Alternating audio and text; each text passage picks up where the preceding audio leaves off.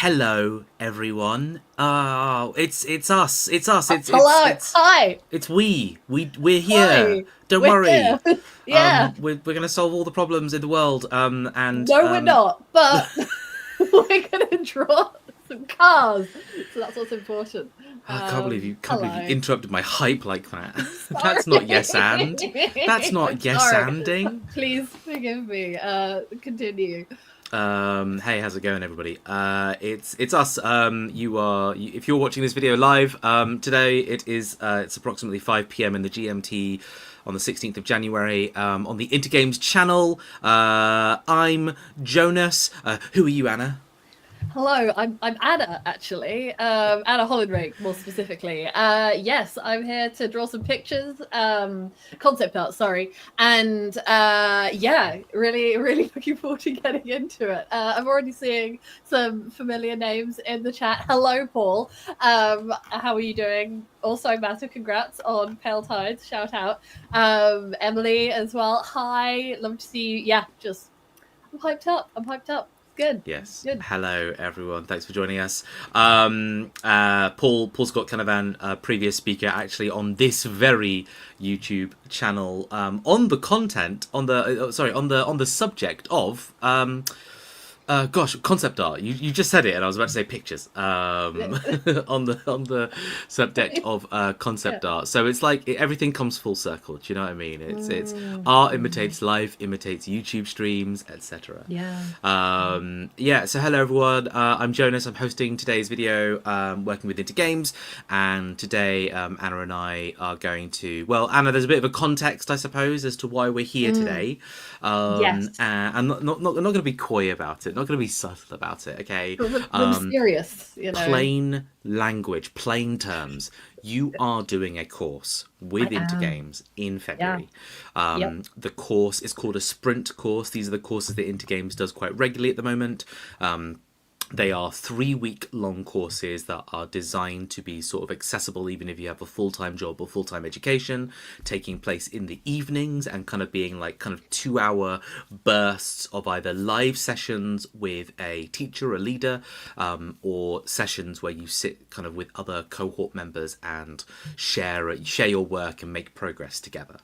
And within that 3 weeks, the idea is you will produce your own kind of portfolio piece, or you will sort of be able to design something, create something that in some way massively strengthens your portfolio and your offering in the games industry, as well as just teaching your stuff, learning some stuff, and actually kind of getting really hands-on with a particular piece of work with someone who does that work in the games industry. So Anna, you are someone who does that kind of work in the games industry, specifically concept art.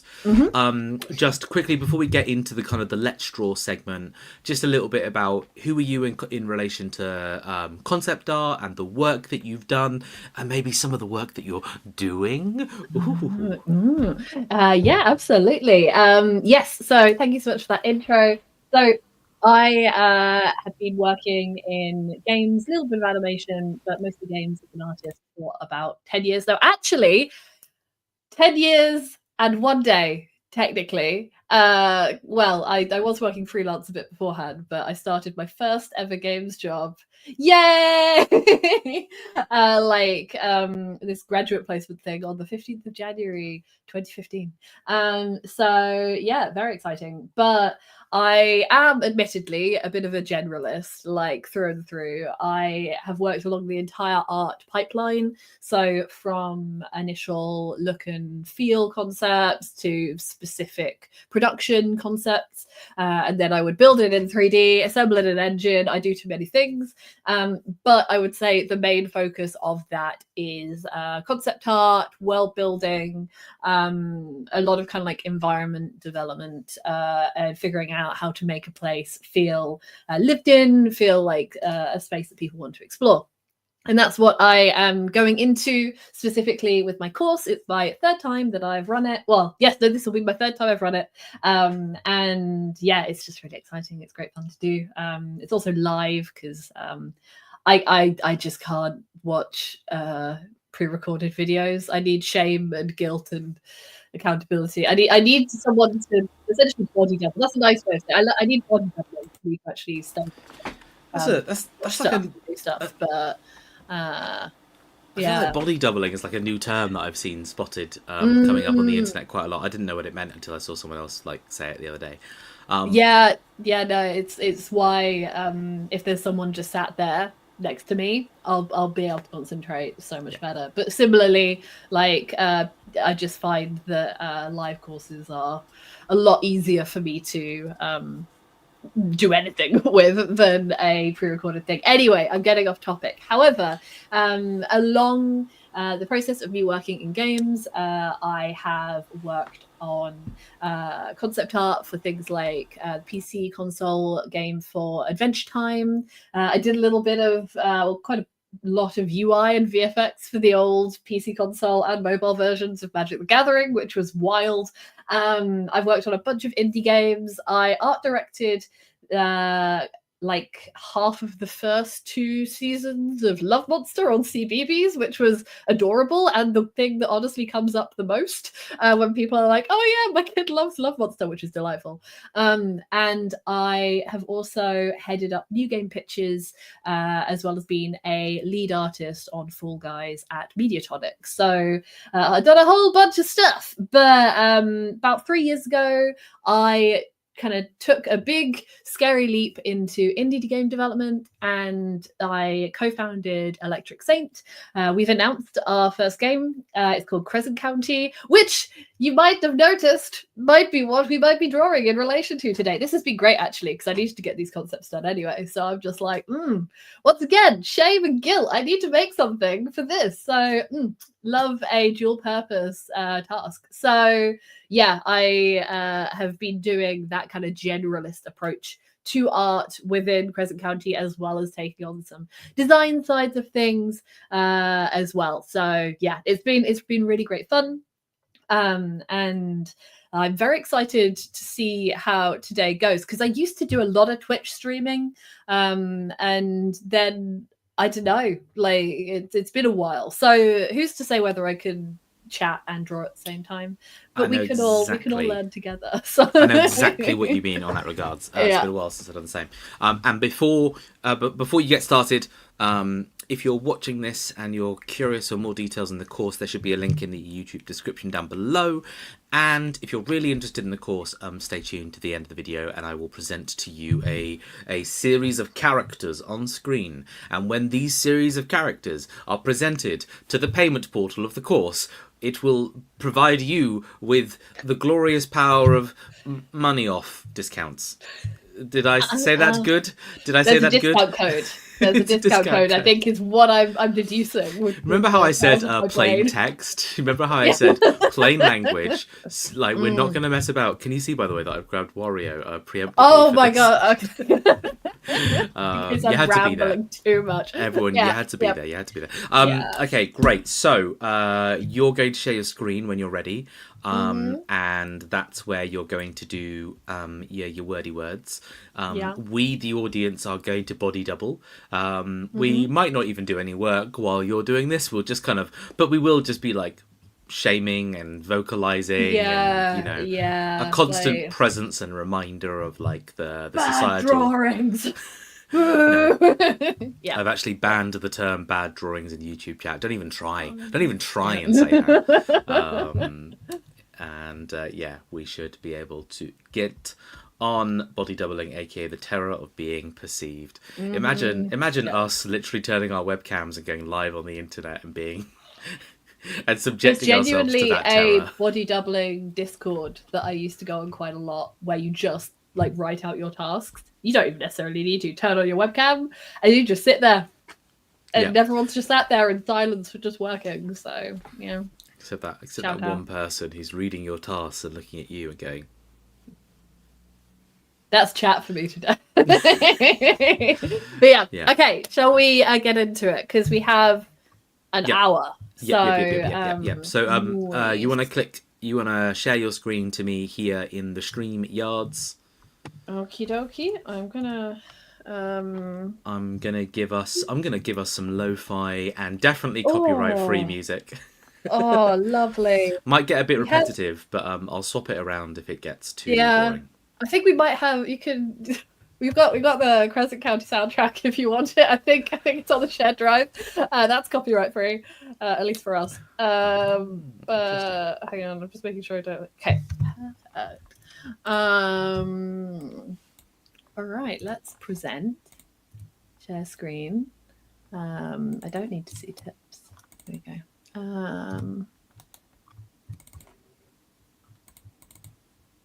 All right. Are we good? We're good. Good? There's your screen. Sick. Lovely. You go Okie up there. dokie, everyone. Okay. I'm going to hide my face so that you should look like that. There we go, but people can still hear me. Right. Anna, I'm going to let you get on with it, and I'm going to start with some of the StreamYard music. But depending on how clever and techie and fast I am, the music might become more relevant in a few minutes. Okay, all right, wonderful. Okie dokie, everyone. So I am going to go over my process in, oh, there we go, cool. Sorry, just adjusting body. I'm going to go over my process for coming up with some object concepts, like the usual thing that I will do when I am doing a piece of concept art for Crescent County, or honestly, like anything really. It's not groundbreaking stuff. However, I think it'll probably be useful if you're not familiar with Crescent County to maybe show you some of the work. A lot of this is maybe, I would say, a bit more illustration leaning, because I also do a lot of Comic-Con stuff. Like, I love taking my work to Comic-Con and selling prints of it there. But I'm also, pretty familiar with deducing how something is supposed to look and building it in 3D, because, it's my work. But here's, a little bit of the work from that I've done for Crescent County. We've got key art here. Basically, if you imagine underground motor broom street racing, like motorbikes, but they're witches' brooms. Kiki's Delivery Service meets the Bikes of Akira, perhaps, but all kind of set to this solar punk, crunchy girl rock kind of backdrop. So yeah, I've been doing a lot of illustration for this and like concept art for a really long time. And I think largely because my work is so based in video games, which usually are like you're there trying to serve a broader purpose of solving creative problems, of figuring out what a world looks like, what props look like. I end up having what I would say is very kind of realistic isn't the right word, because it's obviously stylized, but it's not illustration like you have all of these kind of abstract art elements. It's all very much in one world. So it's quite useful to model from. Like, I'd say that this is probably the closest thing I get to something that's kind of abstract. So lots of lighthouses within the game. You move to an island, you're trying to figure yourself out as a young adult, and you get really into the subculture of motor brooms in like a roller derby kind of way. So here's some motor brooms. You get a general idea of what it looks like. And yeah, I've been doing this whole world building project for a while. So that's just a little bit of a primer. The thing that I am hoping to make today is some floaty vehicle concepts that feel like they are within the world. So I want to make something that feels like it matches this witch tech vibe, but still has sci-fi. Like, I like the magic being a little subtle, and I really like kind of chunky shapes, things that feel a little bit like quite vibrant plastic. So the first thing, it's not groundbreaking stuff. I'll go and look at some research, and I've already prepared, steps for this, so that you don't necessarily have to see everything being done on screen. And also, I don't want to show you my Pinterest because it is just arcane fan art, and that would be embarrassing. So let's look at the mood board that I collected. So there's also, you can use something like Pure Ref or whatever. I like to open up an A4 document and just shove everything in there. But yes, so we've got a few things that I'm trying to think about here. The first thing is probably, most importantly, like the shapes that I'm interested in. We've got these kind of 80s and 90s cars that I just find really satisfying to look at. Very, very chunky, as I said, very blocky. And we also have, I absolutely love, I think is it Alan? Alan TD. But like, I absolutely love this stuff. But I think in terms of like the shape stylization, it's a little bit further than what I'm necessarily looking for. And of course, it doesn't have like the witchy vibes, but it's just amazing inspiration. So big fan of that. But then I also want to see about other kind of sci-fi shapes that I could bring in. So we've got some like work here, you know, classic Ian McKay, love his stuff. We've got Gareth Davies here, like interesting shapes. Like I would say that these definitely go too far down the realm of sci-fi. But I think that just having some ideas in place. Well done, Jonas. Well done. It's the Crescent County soundtrack. That's adorable. Love this. It's so wild that we have a soundtrack. Honestly, making an indie game is surreal constantly. Yeah, like we've got some magic runes here, like some summoning circles, just to remind me of, you know, what are some shapes that I could be thinking of that are a little bit different. So another point that I like to make is don't necessarily overwhelm yourself with reference. I think that it can be a trap sometimes when, I think, you know, the first trap is saying that you don't need reference. And the second trap is saying, if I get the perfect kind of reference, then I'll finally, or tons of reference, and I'll know exactly what to do. And you can end up just being stuck, just gathering reference and then not actually doing anything with it. So just a couple things to bear in mind. So I'm going to like very briefly go over some of the stuff that I did when I was initially kind of coming up with these ideas, just for pure transparency. The first thing that I did, very, very important in this process, was draw a random anime girl, just, you know, for emotional support when you're going to draw vehicles. Then I started blocking out random shapes with a square brush tool, quickly realized that that was not the way that I wanted to be render it, like kind of coming up with ideas. I think more in line rather than in shape. And I was like, what is this? This is not you. This is a sad lump of tragic clay. Like, yeah. So think about how you're creating your initial ideas and what is the best way to think about stuff, because I have often looked at a bunch of concept art and been like, oh, they're doing things with like a big lovely square brush and it's so gestural, but I don't think that way, and that's fine. And I also really like to use 3D blockouts as well. So for example, I went in, boop, here we go. So I was like, let's just pick up a couple of like just buy a car rough shape. Rough. I will buy a model of a car off something like Sketchfab or whatever, and have that like to start blocking things out with.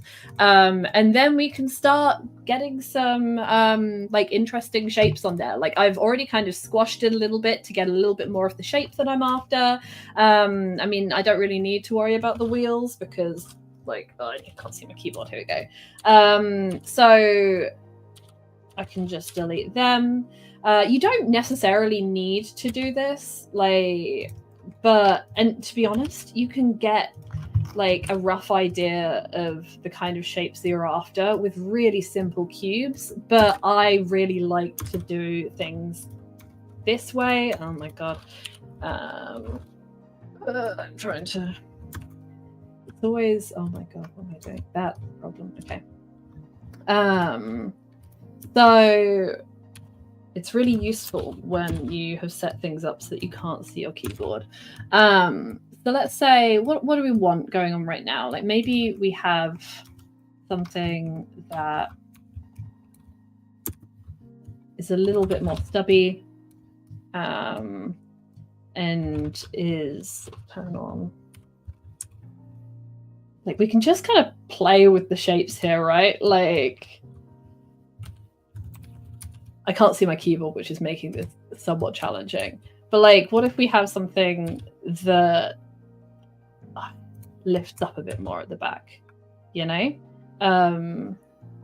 Like, I quite like this kind of almost like lunging forward shape. And then we could put maybe like a bunch of boxes on the top. Oh, that could be really cute, actually. Something that I find works well within my brain is that I really like to discover things rather than maybe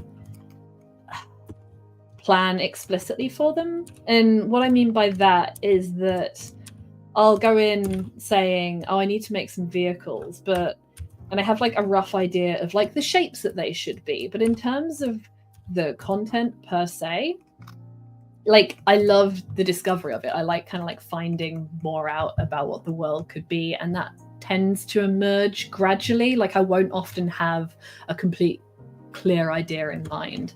The way that it happens is I will start telling myself a story, and I'll say, well, this could be really cute as like a really chunky delivery van, and then it has like a much larger, almost like floaty boost bit at the bottom because it carries a lot of, you know, cargo on top, and it needs something that's a bit more sturdy.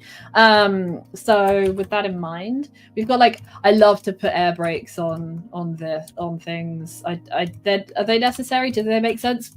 Not really. But the shapes are nice.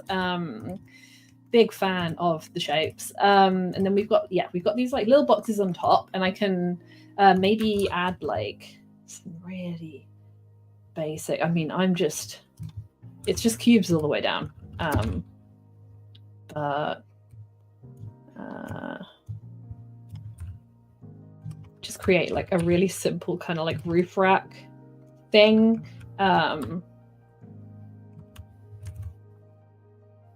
Just so that I kind of have some guidelines.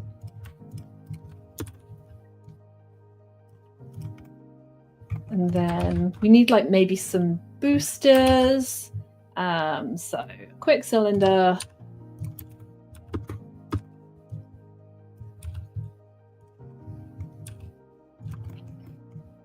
Yeah, exactly, Shoulder Devil. I think it is kind of like chiseling away at idea clay. I love that. Like, I'll have a rough idea. Yeah, that's good. That's really good. I discover things, and that's part of the delight for me. It is absolutely part of the delight. And I used to feel quite guilty that I didn't have like completely clear ideas. Let's have a quick look at our mood board again and think about some fun shapes that we could think about. Because I love this exhaust. I really love that exhaust. That's super cool.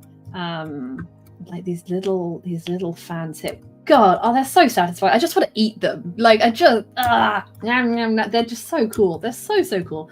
Yeah, I love the exhausts here.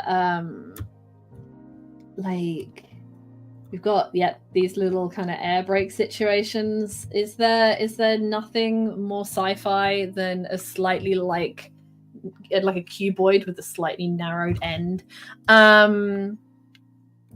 Yeah, I mean, God, okay. There's some pipes here as well, and I probably won't model them. But let's say we mirror that. I'm sorry, everyone. I tricked you all. You thought that you were going to see loads of drawing, but psych, it's not 3D. I'm nearly done. It's not just pure 3D.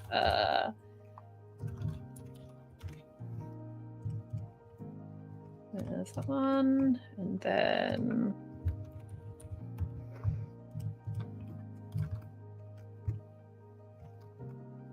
still fit him. Might bring this bit in a little bit.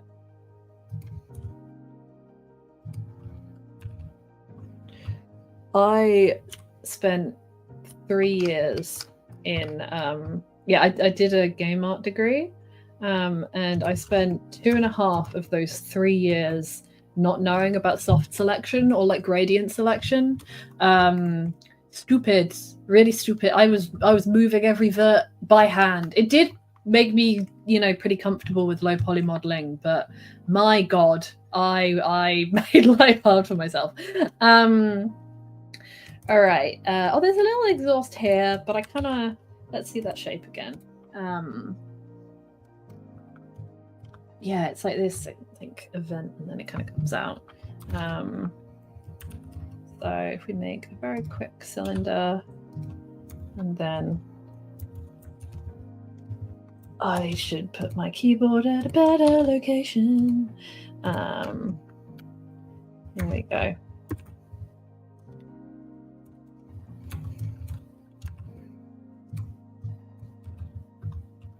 That off.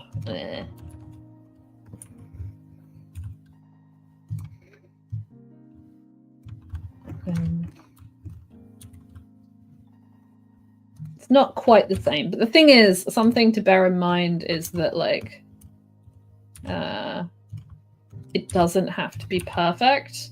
Like it almost absolutely doesn't. Like the idea is that it's really, really straightforward.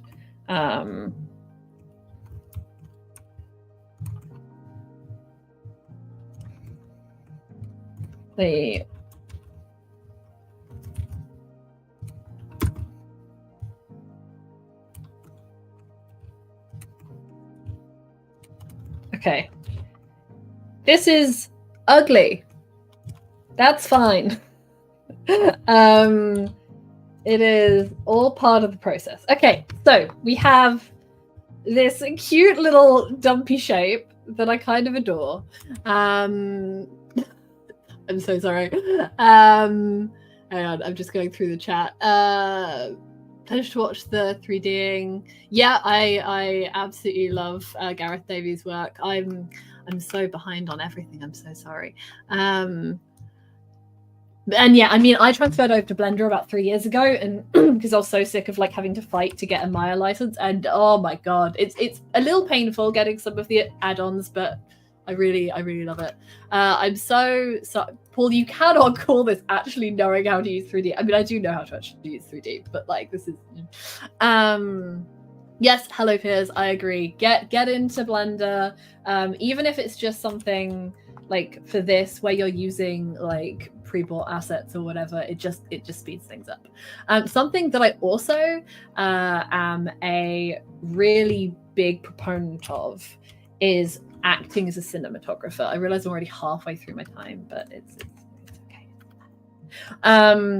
Like thinking about cinematography, maybe not for this. I mean, I don't know how much you can cinematography, I guess, like, drama, but that's not useful for like production concept art. But thinking about focal lenses is important. So you can change like your camera lens in here, and it really does affect, this is a whole different vibe.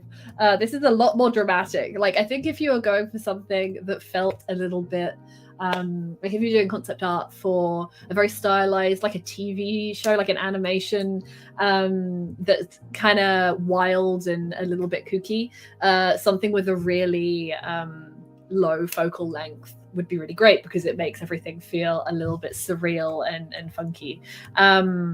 But going for something that like a wider focal length means that everything does look a little bit flatter. You are able to get more details in, like you don't necessarily have to just paint the front. Anyway, this is a boring explanation. However, we're going to grab a couple of quick screenshots.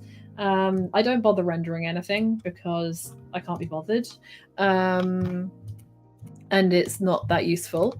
Okay, let's chuck some screenshots down. Here we go. So we've got the front view. We've got like, let's get it from this side as well. We need to get like the nice silhouette of, I mean, I've not positioned these amazingly, but that's okay.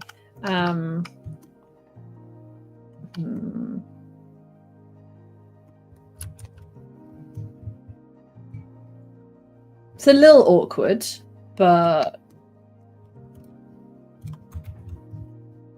can you see when I tab into? Yeah, I think they'll probably do. I think that worked. This is kind of a nice angle as well. There we go. You can see when I tab into Photoshop, I've got like a big peach image, which is just acting as a light box here, because otherwise I look like I have some kind of Victorian wasting disease. Okay, so yeah, we got some blockouts. We got some blockouts. I also agree, wonkier stuff is the way forward. In 2017, my project lead was like, Anna, you are not capable of modeling a straight line. And I was like, yes, you can't make me do it. I won't do it. So, okay, cool. So we have some very quick blockouts. Lovely. Let's just drop the opacity down on that.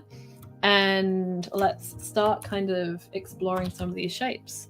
There we go. As I said, I do think in line. So I really love the idea of this being like a little roof rack that things connect to here. Maybe boost that up a little bit. We can turn that to high so we can see better.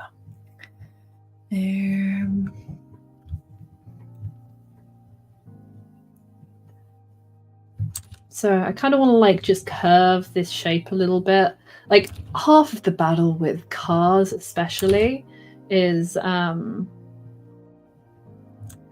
we repeat that shape? Half of the battle with cars is the fact that like the perspective is just a little bit awkward. Let's put some, we're talking about like wonky fruit and veg. Let's say, oh, we can put some carrots in here maybe. Like it's already, we're lilting immediately into whimsy. Like we cannot resist whimsy in this scenario. So we can also just kind of have them open.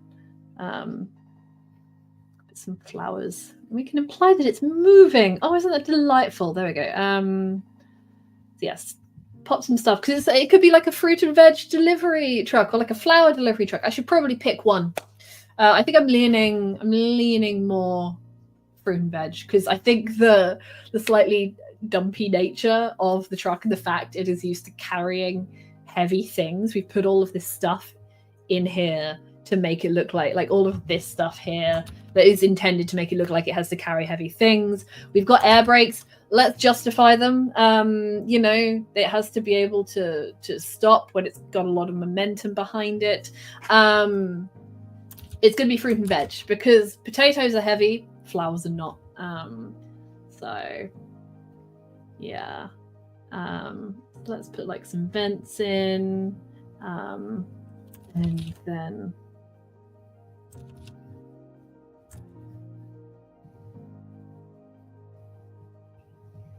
kind of oversize this.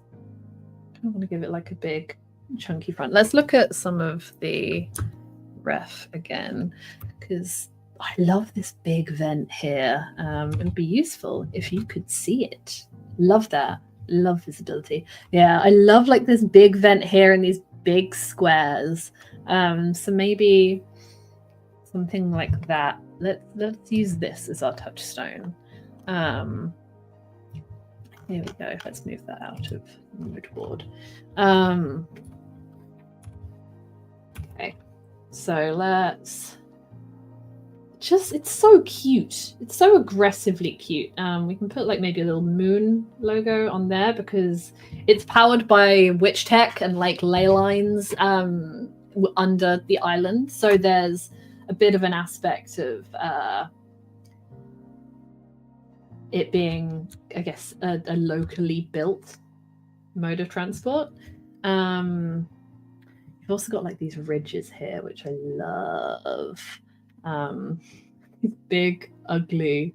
Look at these horrible windscreen wipers. Like they protrude. They don't just lie flat. They like fully protrude, which is dreadful in the best way. There is a question. What is your preferred thing to draw? People, objects. I think that I get the most lasting satisfaction out of drawing environments.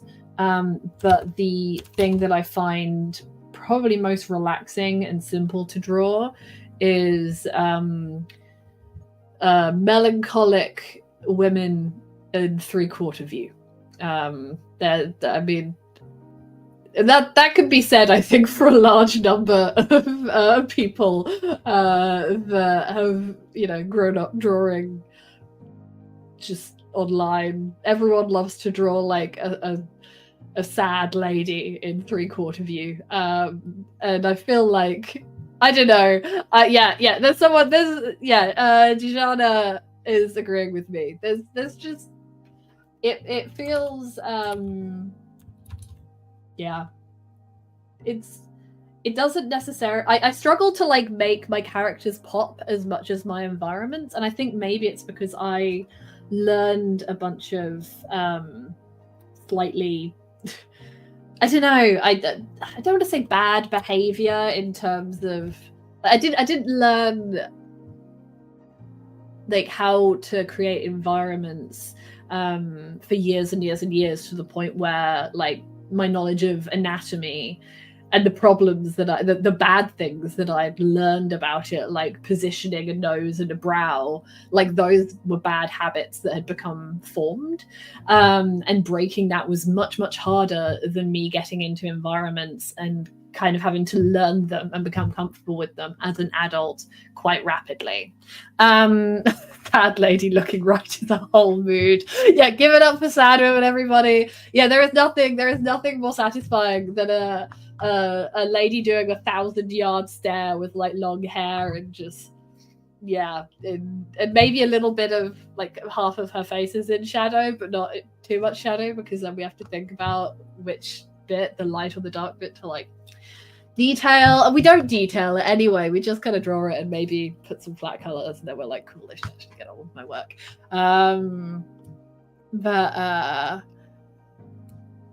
Would a Dreamcatcher air freshener be? Air freshener, that's a shout. Okay, this is, we don't have interiors for cars because that's a whole other level of things to model, so this isn't canon.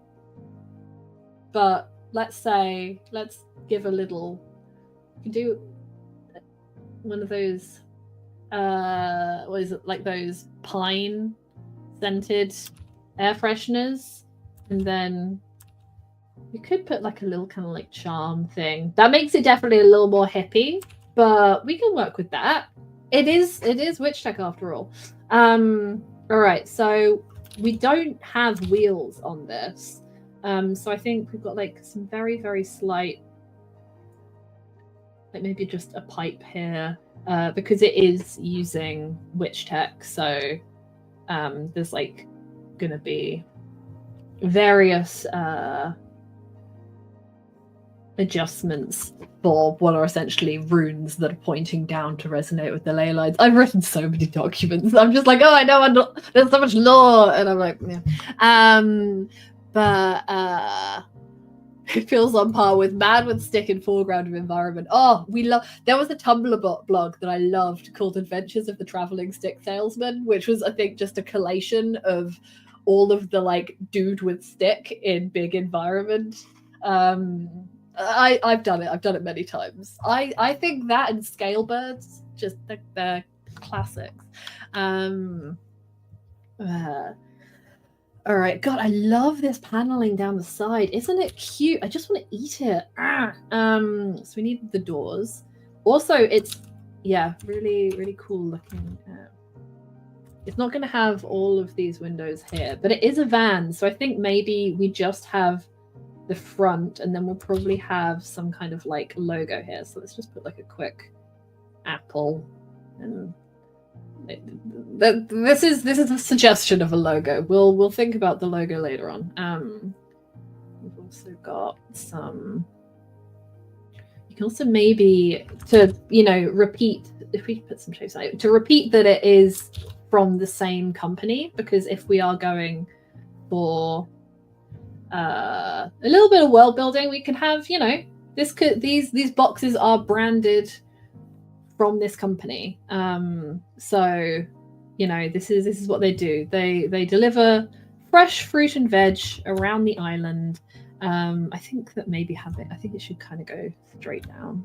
I think it's more satisfying that way. And then we also have these air brakes.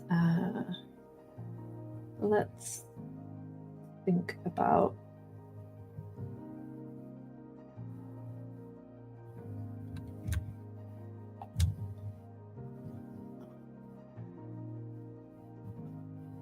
sorry. Do we have any more? I love that Tumblr. Birds of scale will never die as long as I'm working. Yeah, you got to keep it alive, man. You got to keep it alive. I've definitely got a few cases of. Have I got demonstrable birds for scale in my in work here? Because I think almost certainly birds for scale. Very important. Birds for scale. Birds for scale. Birds for scale. We've got 5 instances of birds for scale within my work. It's you and me, Paul. We're keeping it going. We're absolutely committed to the bit.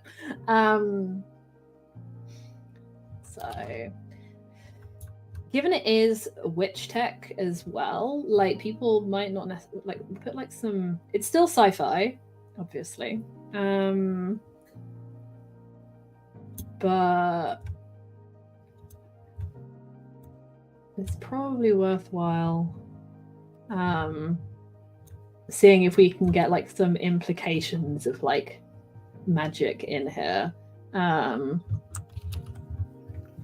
And there's kind of a question about what form that takes. Oop.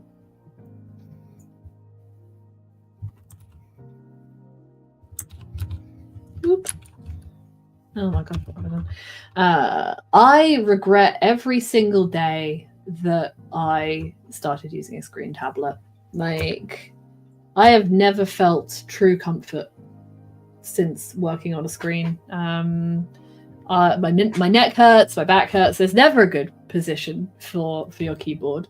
Drop tips in chat if you don't suffer every day with screen tablet, because I've tried to go back and I can't. The connection's broken. I'm furious about it. I think these are a bit too far away, actually. Also, let's look at how other people. Oh my god, what time is it? Shit. Sorry, I shouldn't swear. Sorry. I've been going on for too long, so we may have to jump forward.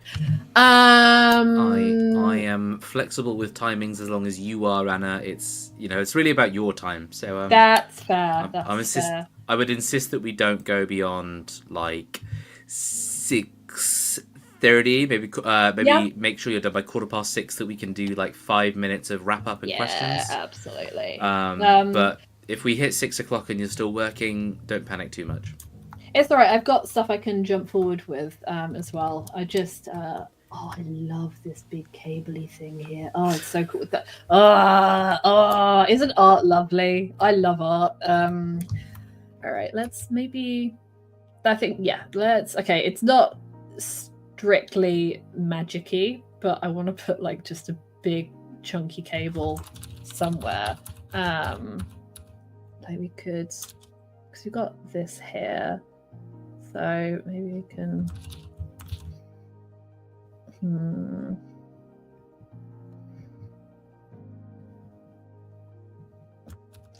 It's all quite noisy around here, though. So let's pause that for a minute. But let us. Okay, so we have a rough kind of initial sketch here. That was the thing that I originally went there for. It was that big vent, but actually I think we're probably all right. And then we've got this nice. Let's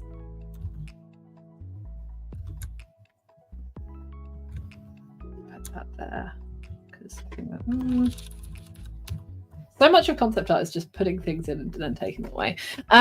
Okay, so I already have like an idea of the kind of color palette that I am after for this, which helps. But I would say have a very kind of specific color palette that I enjoy for and tend to use for Crescent County. So that makes life easier. Very, very quickly, I really like using like hard square tilt. I'm also very aware that this screen is horribly saturated, and so everything might be looking a little bit washed out. But I love using these super saturated colors and then playing with like shadow and like really saturated tones, but they're slightly different in shadow, just make it a little bit juicy. So when I'm coming up with ideas for color palette, yeah, I'll just make a bit of a mess and quickly kind of chuck some stuff down. I want like a slightly warmer, it's a little bit Fiat 500 coded, you know, a slightly warmer vehicle, like a cream to pair with this teal. That'll work. Well, we've got tips. I've got mine on a monitor arm, and it's still. Paul, I'm so validating that you're also like, I hate a screen tablet. Yeah, I think set up like an easel. That's super interesting, Victor. I love that. Yeah, Cecil, honestly, yeah, my back suffers. Yeah, like I hate holding my arm up like this. I don't know. I just have a propensity for laziness. But like I have it on an arm. Yay! But I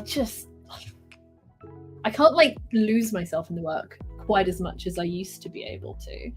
All right, so I will usually just chuck some quick colors down, and as I said, it helps that I know what my color palette is, and I can be kind of picky about those tones. I know I should be working on like a background color, and when I show you my Blue Peter, shout out everyone that knows what Blue Peter is. Here's one I made earlier. Things I can show you my shame, specifically that when I'm truly into a painting, I'll just color pick white and not erase things and then just clean it up after. But yeah, I know I should have you working on like a gray or like a more neutral tone. But whoops. This internal color doesn't really matter that much. But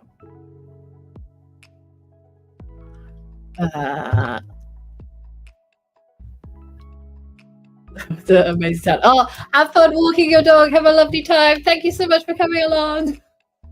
I wouldn't expect to see a dog when that noise happened. Alas, no. I do have a cat though. She's like, it's really dangerous for me to do this. I might disconnect my monitor and then everything goes to hell.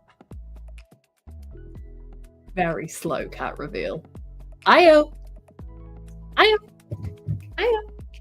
Oh, you do not want to wait. Hello. There we go. Large creature. Dreadful beast. I love her so much. But yeah. Okay. Thank you so much for that, Jonas. That was great. All right. So we've got some. Just quickly put some rough ideas for colors here, and like we've got this very kind of cool, almost like it's a kind of turquoise. So we'll showcase just how vibrant, I guess, and different that is by putting in some really lush greenery. some carrots. Let's get some purple carrots in there as well. Oh, it's bougie. It's a bougie vegetable place.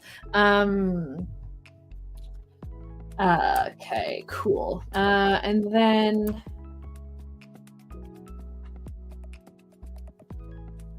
very quickly, if I skip ahead a little bit to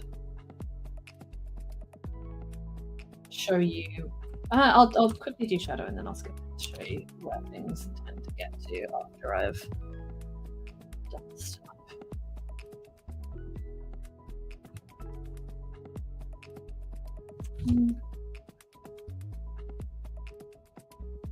Oh, that's cute. Although that's not quite the cream. We need to find some more opportunities for cream. We could put it here. Oh, isn't that adorable? Oh, I want to put it in my pocket and just take it home. That's a good option for her. La couture. I love that. I'm sorry I'm not keeping up with the chat as much, but you're all doing such a great job of body doubling that I should stream more. Oh my god, it's really nice. I can concentrate so much better.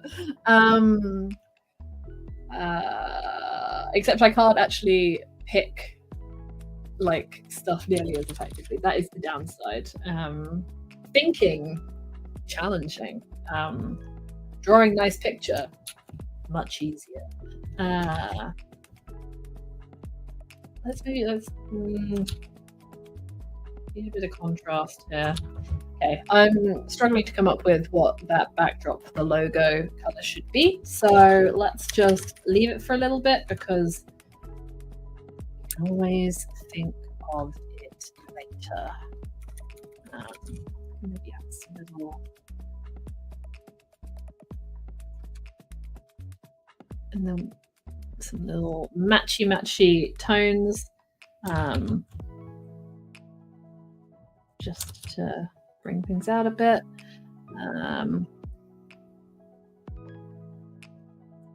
Okay, so let's say this is a really rough idea right now. If I want to very quickly put some shadow on it to give it a little bit more form, this is what I do with basically everything. And I will create a multiply layer that sits on top of it. I'll usually like clip it. I will name my layers, I promise. And I will basically just grab like, it doesn't even matter what kind of brush it is, but I will grab a brush and I will go over it in two colors. One of them will essentially be like a kind of warm, like a warm color, like a pale orange, something like this. And then the other one will be a very pale blue. Like I would say that these are the two that I use basically all the time.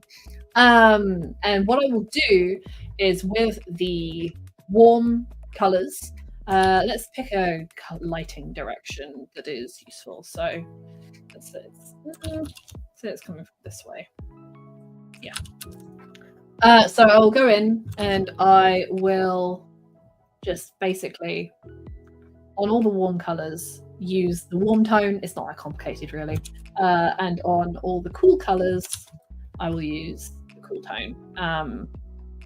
You get some shadow variation. If there was anything in this world that I cannot deal with, and I'm sure all the people that have worked with me can attest to this, the minute I see like the shadow, like the shaders for shadow in a game I'm working on, I'm like, can we colorize the shadow? Is that okay? Because I just can't deal with like a gray tone shadow. Like, just look, if I use like this gray color, or even just pure gray, if I use this, it just looks sad. Like, look at that. It's like, look at how lovely and vibrant that is, and then disappointing. So that's kind of the approach that I take, and that gives things a little bit more form. Like when it comes to something that's a bit more neutral, you can pick like this cream. Which one? not sure. But you can experiment with that. You can also where is your keyboard? There we go. If you want to make it a little bit darker, you can push that down a bit, but make sure you up the saturation. I mean, that's just for me. I need these. Oh god, I'm looking at my other screen. It just it doesn't look as vibrant. Okay, let's hang on.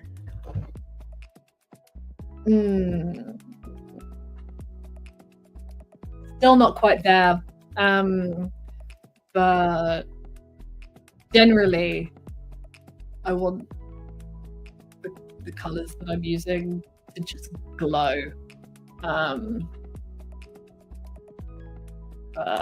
Anyway, so we are nearly at time.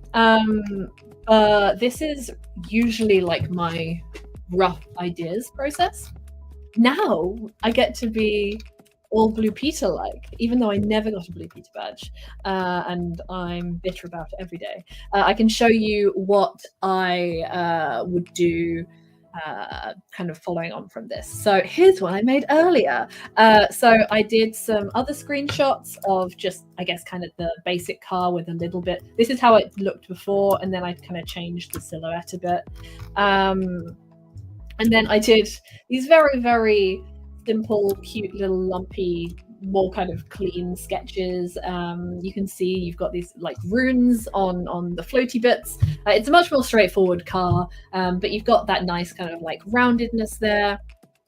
Then I would do the process that I was just talking about. So I would get some shapes in, get some flat colors in, and get some very rough shadow in, so I had a general idea of the form, and then I would paint it, and as you can see, I don't believe, actually it's hard to see this way, shame, look at this, bad practice, bad concept artist, but yeah, I will go in with like really kind of saturated color just to make it pop a little bit more. That's also, is that really necessary for the modeling team? Maybe, actually, depending. Well, I guess when it comes to shaders, I'm rambling, but yeah, I will try to define the shapes a bit more, the materials a little bit more, add a little bit of weathering in, and yeah, like add in extra details. There's still, like, I would say a bit more rendering that I want to do on this. I don't think I would take it to, I mean, I could model from this, like this would be fine, but it would be a bit of a different situation if I was handing it over to a 3D artist. I would want to put some material call outs on there, so specifying the kind of materials that this would be, because honestly, I prefer stuff that almost looks like glowy, not translucent plastic, but like really kind of hard shell, almost like 90s kids toy chunky plastic that would have a bit of a glow to it if you shone a light through it, if that makes sense, because it gives everything this like kind of chunky tactile feeling, because I'm really inspired by things like early noughties tech, like just if you're thinking of like Game Boys and Apple Macs and those kind of forms and that kind of plasticiness. It's so validating to see that other people do bad practice painting over. Yes, yeah, look, I'm nothing if not too honest, really.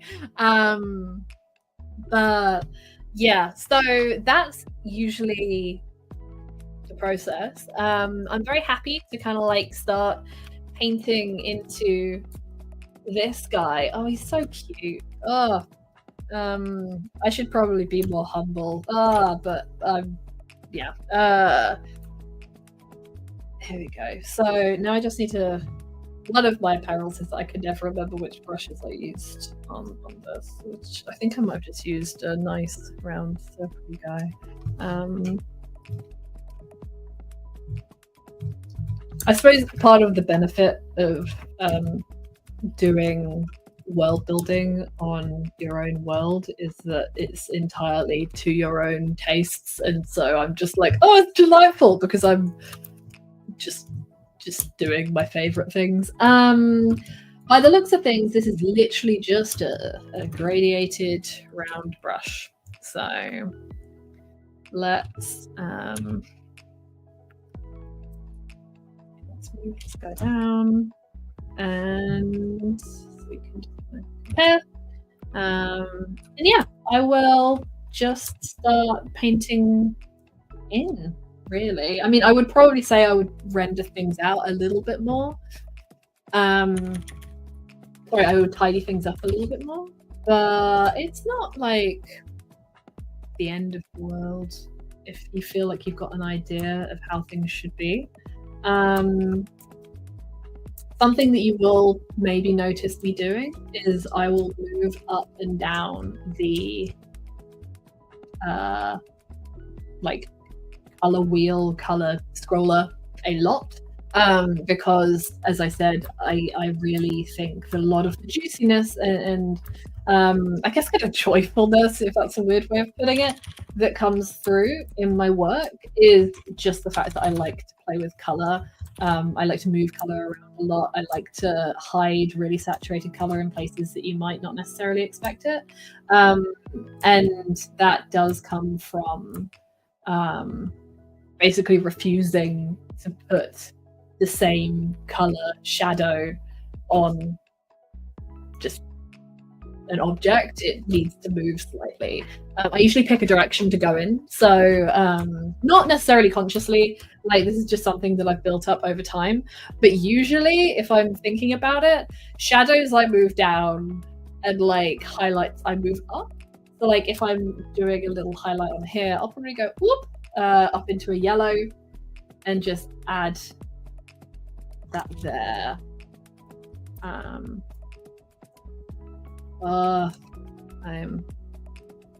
raising with white again, but it's okay. This is a non-judgmental space. Also, I like it because I can kind of carve shapes out a little bit more.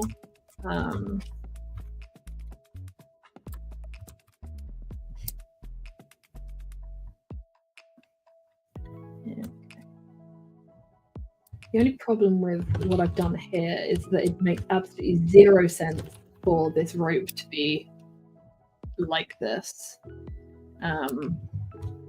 But let's just...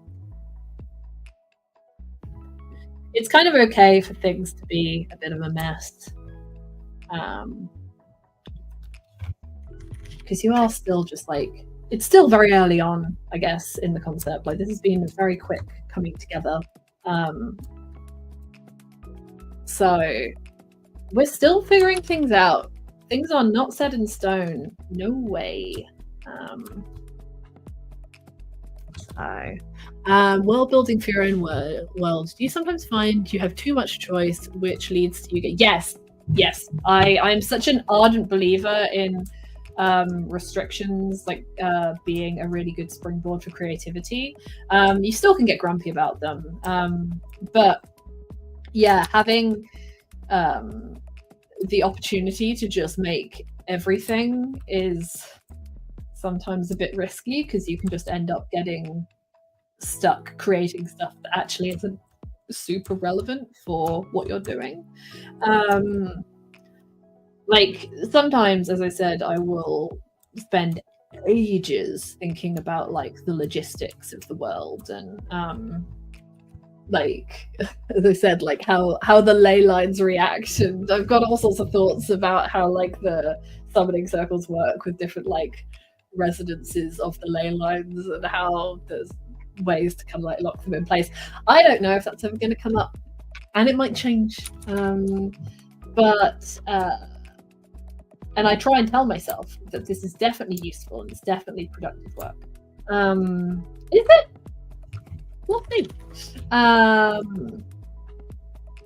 yeah. How do you go about adding really different color or lighting? I noticed, for example, you had some purples on the red card earlier. That is something that it's difficult to give like a good answer, because I think I have over time developed preferences for like undertones of color, and I have a few colors that I really like to tuck away in stuff that I just find enjoyable to hide. For example, a really common one is a bit basically like this red, like a really, really bright red that I think is just fun to hide in places. And yeah, or like this kind of magenta, which you can maybe, can you see a bit of it here? Yeah, like I guess here. Oh, actually, I almost forgot a very important thing that really helps with that. This is a grey drawing, which, as we've said, we do not like monotone in this household. We do not. So let's make a clipping layer, and then let's explore what looks best. I think that a blue line layer will look best. That's maybe you need to bring it down a little bit darker, but we can see you're already getting a bit more saturation. It already feels like, I don't know, a little bit different. Yeah, I think blue is the way forward. Like still like a kind of teal blue. There we go. Yes, it has somewhat changed some things. Like this looks kind of weird and ugly now. I think because it's now a warm tone, and if we're always thinking about we're shading with either a warm tone or a cool tone, it can make things look, yeah, just kind of grimy. So it's never a bad thing to go in and change your line color. Otherwise you end up getting a little bit of indecisive, just grimy color that I don't know if I'm explaining it very well. But yeah.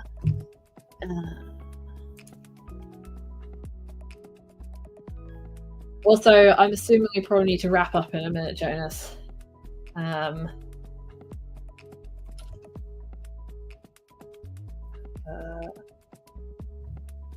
if you have any last minute questions, gang, get them in now. I do have D&D at 7, so I have a hard stop for that. And it's gonna be, I don't think characters are going to die, but it's gonna be dramatic. You wouldn't believe it that I started talking and you couldn't hear me because I didn't click the right button. Oh no! Yeah. It's all right. I missed out on fresh Jonas content. I'm sad. a whole 30-minute monologue.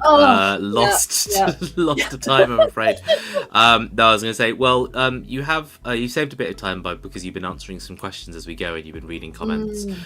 Because the streamer inside you is strong, Anna. The streamer. Thank you. That's very validating, actually. We don't need to spend too much time on that. I think if you want to sort of reach a comfort zone, a save point, a checkpoint in your current work, and then we can do a bit of a chit chat. We'll come back to the course. We'll talk a little bit about the course. I'll unveil that special discount code that I alluded to earlier. And we'll do a bit of wrap up, as well as maybe we can take like 2 questions or something. With a reminder that, you know, if anyone's got other questions, there are plenty of online spaces that we exist in. Yeah, I exist in so many online spaces. Too many, I would say. Really. I should stop, but I can't. I think maybe it's a good idea to wrap up then, just because it'd be good to chat about stuff, and also we are into what I call the delightful noodling part of painting, which, don't get me wrong, I absolutely love, and I could spend hours here, but I don't know if it's that fun to watch, because I'm just, like, usually it's me this zoomed in, like, and unfortunately I've been trying to fight the urge, but I just get really close to my screen, and I don't know if anyone needs to see that much of my scalp, to be honest. So let's wrap up. I'm very happy with this as kind of an initial concept. And yeah, we can chat about the course. We can All right. All right, the screen is disappearing, everyone. Feast your eyes one last chance on this concept art, which will, of course, could become a fully 3D textured, maybe a playable character. I don't know what you got plans for. DLC content, I don't know. Now you were making deliveries, now you are the car. Early pre-order bonus. Replace all the cool witches with cars. Car. Yeah. There is an audience out there who would want that. Absolutely. Okay, so Anna, thank you so much for going through all of that. Thank you everyone for chatting. Let me you know what, I want to play around with the music a little bit more. I'm gonna put on this track. I don't even know what most of these tracks are by name alone. Yeah, sorry, I was just like, here's a bunch of stuff. Sorry. It's all right. Some of them are very handily called loopable. So I use that to my advantage. Yeah. So much backstage tech happened, everyone. Did you know I was converting WAV files to MP3s so that this website wouldn't get mad at me for the file sizes? Anyways, let's not get too off topic. So Anna, thank you so much for joining us on this live stream. As I sort of mentioned earlier, you're not just joining us out of nowhere. There is like a context to why you are here on the Intergames channel, and that is the fact that you will be doing a course with Intergames over February. So the way that works is if you sign up for the course on the first Monday of February, I want to say, so from Monday the 3rd the 3rd of February, there'll be 2 or 3 evenings every single week. So it's like something like Mondays, Tuesdays and Thursdays or something like that, where you or another member of the games industry will come in and do like a class, a session. When the sessions are with you, you'll kind of go through this piece of work, this portfolio piece. You'll show everyone your techniques and thoughts and your processes, and everyone will learn from that and create something of their own. And if it's one of the master classes, then it means that like a friend in the games industry will come in and basically teach something kind of in their specialty, something in their sort of wheelhouse, as like sort of like a bonus guest lecture, I suppose. But then by the end of that course, you end up coming out with a really lovely piece of portfolio work that, you know, you have had your chance to look at. You've been able to see it develop, Anna. You will have had your own feedback and been able to help that person get their work to like the best possible point it can be. And yeah, they're just really great courses, and it's nice, you know, I've enjoyed working on them in the past just because you get to spend time with the person, as you say, not just watching a recording, not just watching like that kind of Udemy style, LinkedIn learning style. It's just, you know, and there's also a lot of camaraderie with the people doing the course as well, which is really lovely. Everyone's cheering each other on, which is great. You build up an incredible network, and often those people will end up being kind of your allies, and sort of like I don't know, you'll all kind of like go forward together. Does that make sense? And people will kind of be like, oh my god, you in my sprint course, that's so crazy. So having said all that, the link to the course is definitely in the YouTube a linkily doodle below, because I went and made sure it is there. So go ahead down there and check it out if you are interested or curious or you want information. And before you check out, for coming here today, I bring you a blessed discount link. Here it is. There we go. Anna Event 30. Anna Event 30 gives you 30% off the sprint course. So yeah, head over to the course at the moment. Pop that link discount code in at checkout, and that should take 30% off the final price. If you have any issues, please do drop an email over to sprints@intergames.org, and they can chit chat. There are also, by the way, if you're from a low income background, Intergames is a charity set up to support people from low income backgrounds. There is an entire page on that course's website dedicated to talking about if you are from a low income background or you need financial aid, the different eligibilities and the different discounts that you could be eligible for as someone from a low income background or in need of financial aid. So please do check that out as well. Please do not Do not look at that number and think, well, I can't do this because I was disadvantaged from an early age financially, and there's no charities out there that specifically aim to support my career path into the games industry, because that very specific thought process that I just said out loud is probably incorrect if I said it the way I think I said it. Enough about the spoonerisms I'm likely to be tripping over. So Anna 30, Anna Event 30, Anna Event 30, all capital letters, ANNAEVENT 30, 30% off. And that's scrolling along the bottom. Before we go, now, Anna, I know you've kept an eye on chat, so you've probably answered a few little things. We've got some more questions in chat, which we could go over quickly. Yeah, I'm gonna keep an eye just on the last few ones, I think, because I think there was a really good. There's a really great question here from Hello Piers, so I'm definitely gonna grab that one. And I can do a quick fire going through stuff. If that, yeah. Do you want a quick fire? Yeah. You want a quick fire? Yeah, we can do a quick fire. I mean, there's some of them have more in-depth answers. From Dejana, how much time do you dedicate to concept art or creating art in general now that you're a creative director and have to deal with the admin side as well? Not as much as I would like. Admin takes up a lot of time. I'm bad at emails. Anyone that's ever emailed me will be like, wow, Anna's really bad at emails.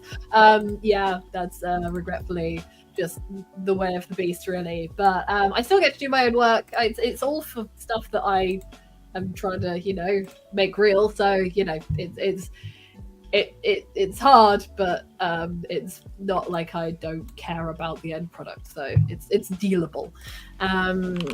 Question from Emily Hedgens. Do you have any inspiration for your game? Was there any place that inspired you to make your game, or people? It's pretty much directly inspired by my first kind of big studio games job. It still was quite a small studio. It was on the Isle of Wight. And it's it was very much a time where I was trying to figure myself out as a young adult, and met a bunch of really cool people. It's not just directly from that, but that feeling of moving to an island and not really knowing anyone, and finding a place and it becoming yours as you learn the geography of the place, the places that you really like to go. That was a huge influence for me. I also think that fantasy and sci-fi and genre mashups are super interesting. And I also love seeing how people live in a day-to-day, just traveling to different places and seeing how people decorate their homes and their surroundings.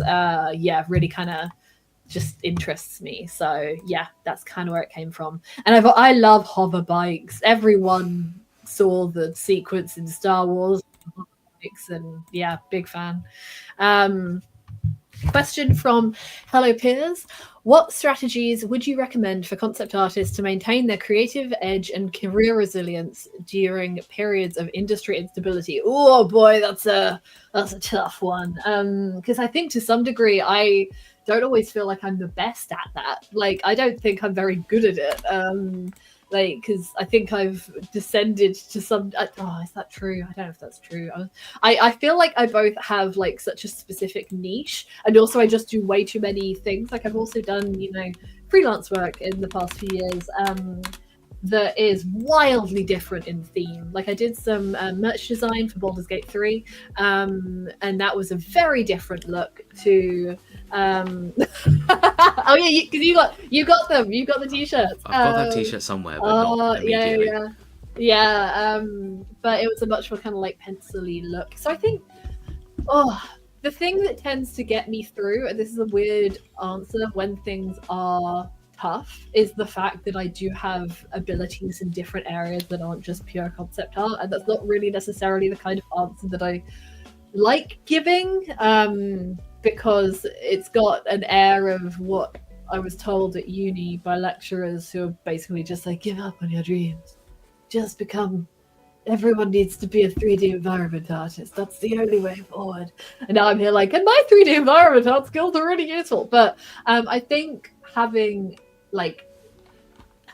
slightly more some potential for generalist leaning sometimes can be helpful, whether that's in UI, or 2D VFX. Just if you have weird passions or things that you've gone on deep dives for, that's helpful.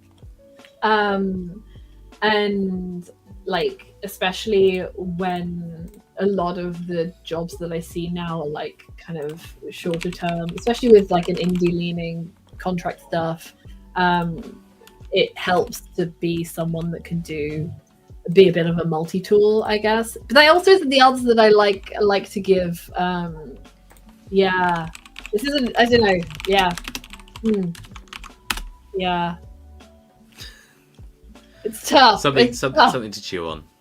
Yeah. I think also finding tools that, like, I've kind of accepted that I like blocking things out in Blender a lot, but also I've stopped doing things that are overly detailed.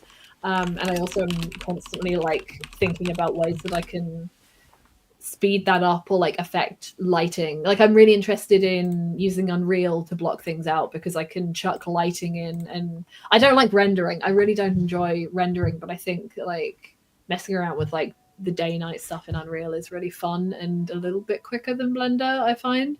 But also, yeah, I'm rambling. Sorry, that isn't a very good answer.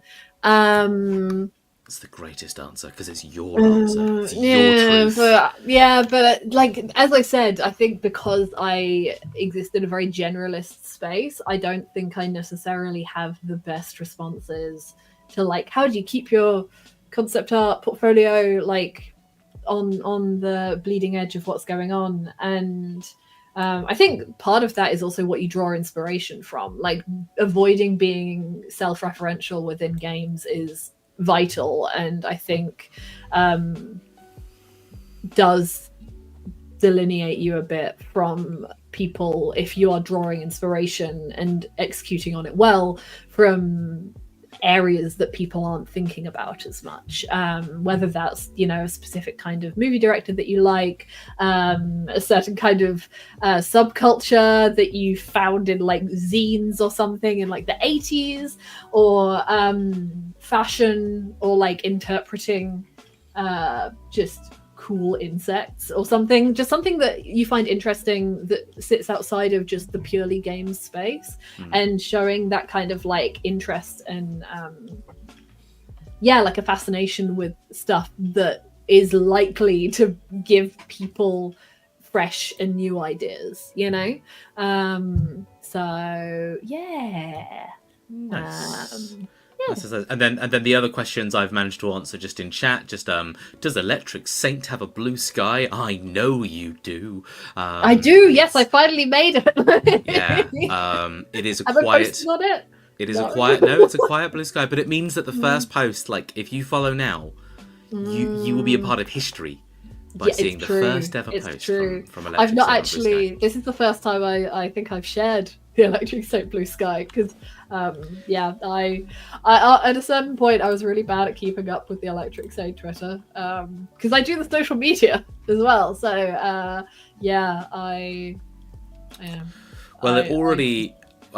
love this. You made it, and you know, we haven't said too much about it, but I love that I did look at it the other day and it's like already had 25 people, now has 40 people, like without telling anyone. People are seeking it out or finding it in their own time or something. I lack object permanence with myself, and the fact that people are like, oh, Crescent County, I'm really excited about that game. I'm like, like, this is just a thing that I've been sat in my house making for like 3 years. So yeah, it's fun. It's really fun. I very much appreciate it. Nice. And then I think there was a follow-up question about the course. Yes, things will be recorded.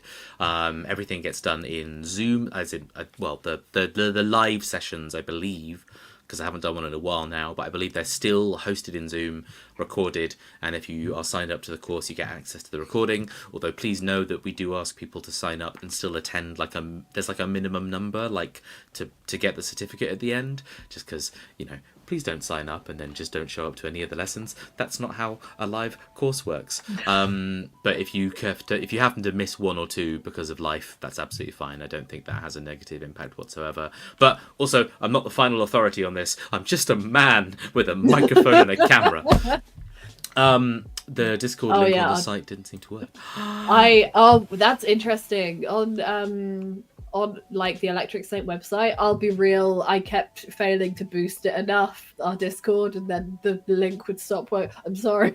Like, I think there is one somewhere. I think I have it. I can't actually chat here, but if I cunningly paste it to you here, then you can paste it into the chat. What's that? I'm also on the Discord now looking at something. Okay, you just got an invite link. Okay, well, shoulder down. You just click that. You just copy that. You'll be all right. Yeah. We are going way off topic now by just being we're just being corporate shills for Electric Saint, which is not. It's good company, great company. Exactly. We're just shilling you, Anna, which is perfect. Anna, thank you so much for joining us and doing this live drawing session. I hope everyone in chat you've enjoyed this. I hope you've enjoyed either body doubling in your own way and doing your own work, or maybe you've learnt some little hints and tips and like a little cheat sheet for your own artistic endeavours. If you have enjoyed the style of art and the inspiration of the art today, then if we haven't done enough of a job of hinting at it, please know that all of this kind of relates to the fact that Anna is in fact working on a game at the moment called Crescent County, which is developed by Anna and Pavle over at Electric Saint. Keep an eye on all of those projects and things like that. And again, I know this for a fact because I went and did it. There is a link down below if you want to check out Crescent County on Steam, and there might be, I don't know, a magical wishlist button. I'm just saying. There is a demo as well. You could play a demo. Play a demo. You could join the Discord. The Discord link might work from the Discord. No, from the Steam page, maybe? I don't know. Play the demo and have a good time, and then tell us that you enjoyed it. That'd be really good. And that's. I think that about does it, really. Yeah. I think. I think. As always, by the way, this event was hosted by Indie Games. Indie Games has a number of different resources and platforms as well. The link down below, I believe, still takes you to the Linktree website, which probably is a bit out of date. But what that should do is take you to the Indie Games website, the Indie Games Discord, which is a massive community, over 10,000 people in there. A lot of them aspiring game devs or current day game devs who are all sharing hints and tips and love and life. And basically, if you're interested in a game development career or just kind of want to keep your ear to the pulse in that sense, especially in the UK, it is very UK focused, then do join the Indie Games Discord as well. I think that about does it, Anna. I think that brings us about to the end. We're at 6:30, which is absolutely my peak cutoff. So thanks to everyone in chat. Thanks for being really lovely people. Thanks for all your questions as well. Thank you, Jonas, for hosting. Doing a wonderful job of hosting. It's always a great time. Absolutely fine. Didn't even have to Wario you to this. I know. I'm sorry. didn't even pull out the hurry up jacket. Right, thanks everyone for joining us. You've all been lovely. You've all been great. When I end the stream, by the way, the trailer for Slow Game Club will play very loudly in your ears, so if you have boosted the volume at any point, get ready to turn that down. Otherwise, everyone look after yourselves and chat soon, basically. Evening day, wherever you are. Have a lovely time zone, everyone. Yeah, enjoy your time zone. Farewell. Cool. Right. Thank you for coming along. Bye-bye for now.